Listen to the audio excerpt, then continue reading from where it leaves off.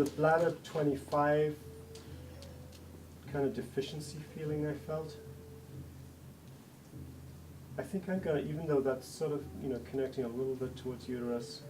Your period's good, it's normal? Yeah. Okay, I'm not gonna needle it, because, A little heavy maybe. say that again? A little heavy maybe. All right, I'm not gonna needle it very much. Did you say heavy and painful? Not too painful. Not too painful, but heavy, yeah? Yes. Yeah, okay, so I'm not gonna needle it too much. I don't want to sort of increase the flow and increase deficiency or anything, but there's a kind of a deficiency here. So for deficiency, if we're not over the lungs, I'm often going to go straight in, and I'm going to think about targeting directly through the needle using Qigong into the organ. And I'm thinking also about how the whole lumbar spine reflects the kidney chi. So, yeah, this is large intestine, this may be a uterus reflex, but also if she recently had a bladder infection that went to the kidney, then, and the weakness I found here was on bladder 25. A little bit bladder 24, mainly bladder 25. Then, is that a connection between the metal energy or the wood energy and the kidney chi? And so I'm just thinking about that. This side is not actually, it's not the same. I'm just thinking about that in relation to her body. And then I want to work on this whole T4, T5 area.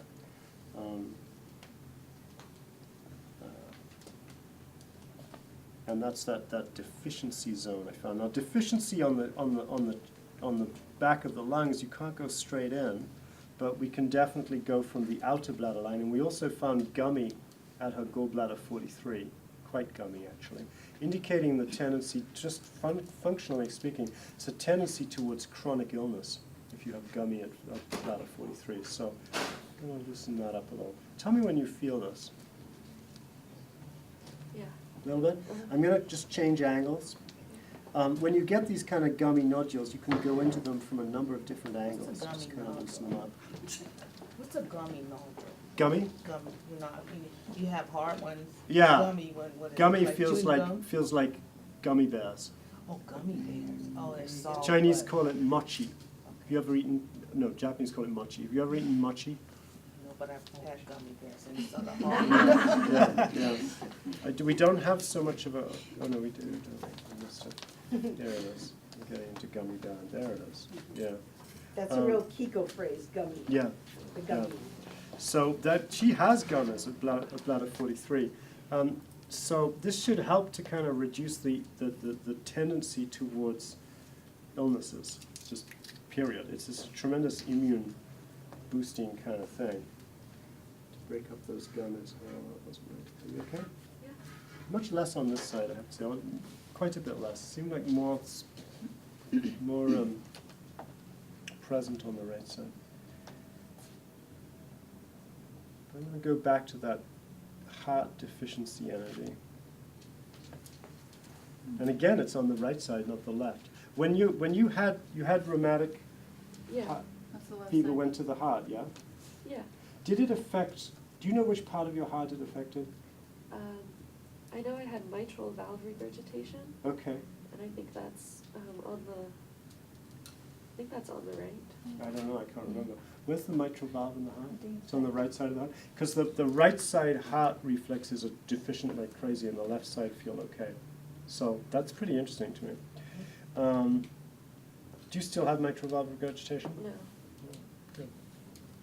So because I'm over the heart and because I want to tonify, because I want to bring in the Shen intelligence of the heart organ, I'm going to bring it in sort of from the outer line direction, through the inner line direction, towards the Huato Jiaji. You okay with this? Yeah. You feeling it? Uh-huh.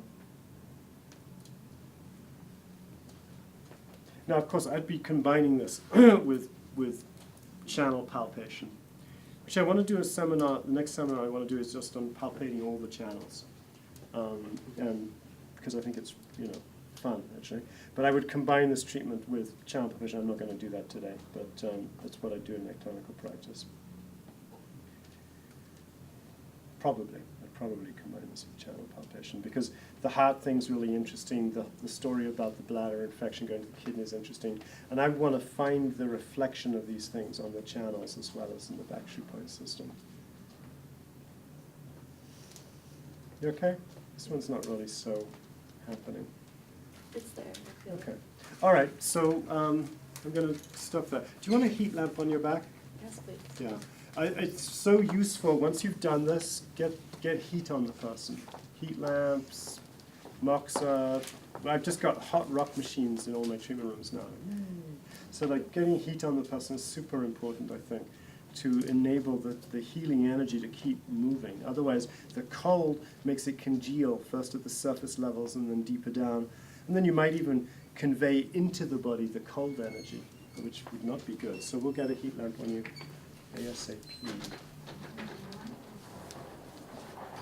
All right. So what's the time? 12:08. Say again? 12:08. 12, okay. Should we take a lunch break now, and then when we come back from lunch, you work with partners for palpating the whole spine? Does that sound like a plan? Or maybe I'll talk about the neck if you're still digesting lunch for a little bit, and then we'll do partner work, and you can just work on the whole, Yes. the neck, the thoracic. Perfect. Okay, that's what we'll do then. I'm just So gonna it's vote 12:10 now. Let's take an hour and 15 minutes, so to be back at 1:25. So, the neck and window of having points. So, I think there's more to the neck than just the window of having points, but I think the window of having points are interesting to look at.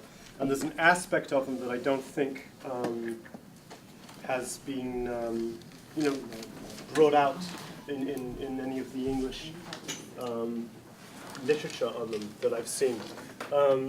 So there's two passages in the Neijing where the window of having points are discussed. I think it's chapter 2 and chapter 21. I think it's the Ling Shu, but I'm actually not quite sure, but I think so. So you've got both those passages on these two sheets of paper. And I want you to look at the one that says Neijing 2:14. And pretty much this, what do you call those? This box down here is actually a translation of what the Chinese says, pretty much. Because the actual language that they're described in is quite succinct. So what's interesting to me about this description of the window of having points is that even though there are 9 points listed, 10 points listed, the Neijing seems to make quite an emphasis on the fact that there's actually a 7-fold sequence. Right? So if you look at the listing of the points, you'll see there's 10 of them, starting at CV22 in the sternal notch, and then the window of having points wrap around the neck in a spiral up to governor vessel 16. So if you think about starting at the sternal notch and simply spiraling around your neck to governor vessel 16, that's the movement of the 10 of the window of having points, right? And there are 10 points listed. But the Neijing, in the way that it describes these points, makes it quite clear that there's a 7-fold sequence. And that's not brought out in any of the English translations I've seen. They seem to assume that this listing of the points is just, kind of like just not important, or that the numerical sequencing of 7 is just somehow you don't even need to mention it. But I think it's actually very significant because we have 7 cervical vertebrae. And